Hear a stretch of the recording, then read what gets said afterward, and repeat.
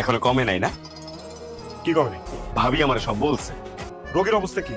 সবকিছুকে মুখে বলতে হয় নাকি? কিছু কিছু ব্যাপার সিচুয়েশন থেকে বুঝে নিতে হয়। কংগ্রাচুলেশন। আলহামদুলিল্লাহ।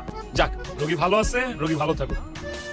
এই যে নেন, মিষ্টি খান, আপনি বাবা হতে চলেছেন।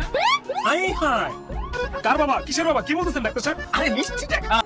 পাগল হয়ে গেছেন নাকি ডাক্তার সাহেব? আরে তার সাথে তো আমার দেখাই হয়েছে আধা ঘন্টা আগে।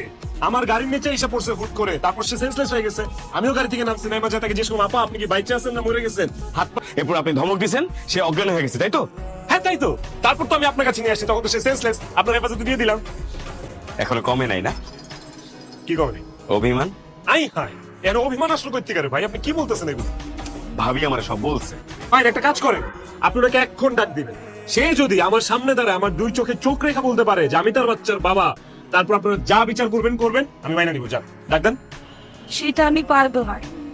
আমি আসলে ওনাকে অনেক সম্মান করি তো, আমি ওনার চোখের দিকে তাকায় বলতে পারবো না।